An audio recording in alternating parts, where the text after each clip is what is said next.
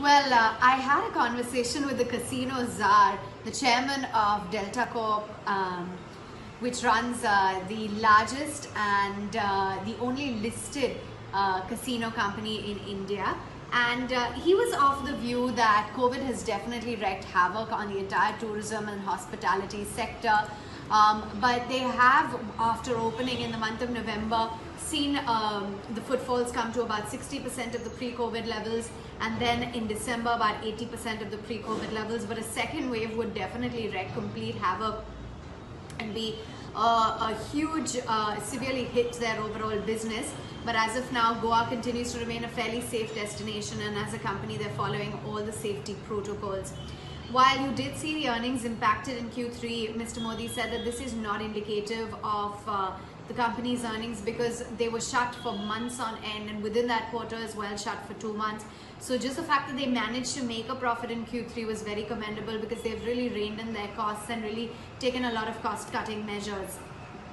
But as the casinos, hotels are now fully staffed, footfalls are picking up, he does see that driving revenues in Q4.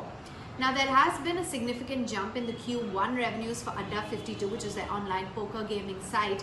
But he believes that in Q3, Q3, things did taper off and they could remain flat. But online gaming is definitely the future, and they will be steadily growing Adda 52. When it comes to the license for the Daman Casino, they say that they have filed a petition in the Bombay High Court for this, but they're hoping for a hearing because a favorable hearing because the case is very strong for the company, and they hope that as well the government does consider not charging the license fee and a favorable response comes on that front as well, because it could severely impact their overall financials. They've already paid about 55 to 56 crores in license fee till October, and now are hoping for some sort of a right back.